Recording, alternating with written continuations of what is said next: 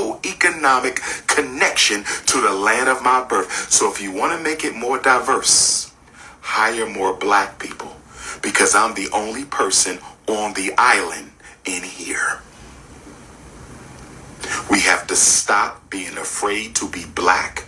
We have to stop being afraid to let other people know we are black. For so long, brothers and sisters, we have stood down and we have bore the brunt of uncomfortability. And I'm telling you that in 2023, it is time for us to get comfortable and make them uncomfortable. I said in 2023, it is time for us to get comfortable and make them uncomfortable. I'm saying in 2023, it is time for us to get comfortable and make everybody else uncomfortable. Don't let them silence your black voice. Don't you let them silence your black voice. Speak up and say, I have a problem with this Christmas party. I have a problem with this holiday party. I have a problem with this retreat, because it seems like you catered to everybody's culture except mine. But aren't you American? I mean, I know you're African American, but you're still one of us. I am not one of you. I am not one of you. I am not an American by privilege. I am an American by circumstance. America isn't something I'm proud to be a part of. America is something that was done to me. When you say you are an Italian American, when you say you are a Greek American, a Russian American, a British American, you're talking about your prideful experience in this country.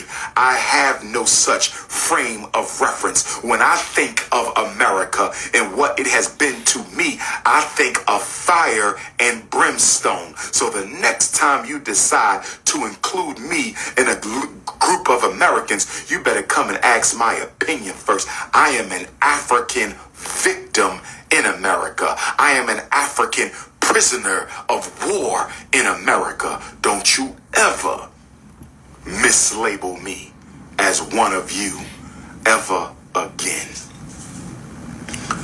Multiculturalism is a process. Is a process of being seen but not heard. Good point, Sister Leah. We're the only ones whose freedom was a matter of legislation. Excellent point. The good sister said, our freedom is the only freedom that had to be legislated, voted on, and approved, and enforced. Because I would argue that right now, we still are not free. We don't have any rights. Black people have no rights. None. You have none. You don't have a right to live. You don't have a right to breathe. You don't have a right to walk down the street. You don't have a right to learn in the classroom. You don't have a right to disagree with a white person. You don't have a right to speak back to your boss. You have no rights. So you say, Dr. Umar, if we have no rights, how do we get justice? If you don't have any rights, how do you get justice? You get justice through organized power. Organized power is how you get justice. You're not going to get it voting. You're not going to get it voting. I keep telling you Negroes that. You're never going to get justice through the vote. You're never going to get it through the march. You're going to get it through organized power. You have no rights. Every Negro fighting against the government by himself is fighting a losing battle. Every Negro fighting against the government by himself is fighting a losing battle. We have to organize. Black people standing together in solidarity. We can fight behind closed doors all we want, brothers and sisters. We can fight behind closed doors all we want, brothers and sisters.